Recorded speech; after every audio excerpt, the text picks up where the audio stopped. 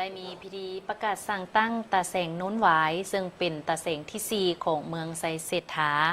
ซึ่งพิธีแมนได้จัดขึ้นในวันที่21สิงหาคม2026โดยการเข้าร่วมของทานพงสวรรค์ศิริพันธ์กรรมการประจำพรรคประธานแนวลาวสังชาตินครหลวงเวียงจันทน์มีครอบครัวการน้ำขันสูงท่านางบัววอนสุขลาแสงกรรมการพรรคนครหลวงเวียงจันทน์เลขาคณะบริหารงานพรรคเมืองไซเศรษฐาพร้อมด้วยอำนาจการปกครองและพ่อแม่ประชาชน11บ้านเข้าร่วมโดยปฏิบัติตามรัฐธรรมนูญแห่งสาธารณรัฐประชาธิปไตยประชาชนลาวและกฎหมายว่าด้วยการปกครองท้องถิ่นฉบับปรับปรุงปี 2025 ได้กำหนดการปกครองขันท้องถิ่นมี3ขันก็คือขันแขวงนครหลวงขันเมืองนครและขันตะแสง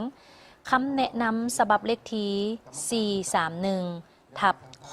จโสพเกี่ยวกับการสั่งตั้งตาแสงขอตกลงฉบับเลขที่128ทับคปนว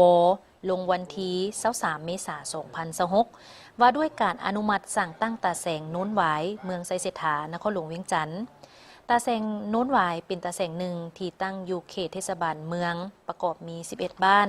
มีเนื้อที่ทั้งหมดแมน46 กิโลตารเมตรมีพลเมืองทั้งหมดแมน38,000 กว่าคนเป็นหญิง 19,000 กว่าคนมีจำนวน 8,418 ครอบครัวมีทั้งหมดแมน 8,924 หลังคาเรือนโดยโค้งหางบุคลากรแมนมีพนักงานทั้งหมด9 ทานหญิง2 ทานกำลังปกส1 ทานประธานตาแสง1 ทานรองประธาน2 ทานและผู้ช่วย1 ทานสำหรับทิศทางแผนการต่อหน้าทางคณะตาแสงจะสืบต่อศึกษาอบรมการเมืองแนวคิดให้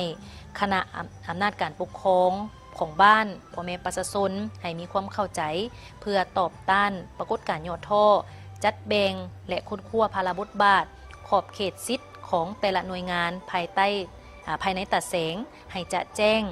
ปรับปรุงและเพิ่มเติมบุคลากรให้ครบถ้วนตามตำแหน่งที่ได้กำหนดไว้ค้นคว้างบประมาณเพื่อสนองอุปกรณ์และสิ่งอำนวยความสะดวกให้แก่การเฮ็ดเวียกสืบต่อสร้างฐานข้อมูลประชากรให้เป็นระบบครบสุดโดยประสานสมทบกับอำนาจการปกครองบ้านและประชาชนในท้องถิ่น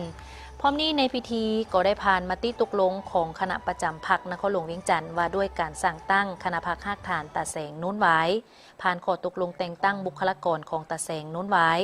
พร้อมทั้งผ่านข้อตกลงว่าด้วยการย่องย่อให้ผู้มีผลงานดีเด่นในการประกอบส่วนสั่งตั้งตาแสงและห่วมเปิดป้ายพร้อมทั้งหลั่นคล้อง9 บาทเพื่อเป็นสิริมงคลในการเปิดตาแสงโน้นหวายอย่างเป็นทางการ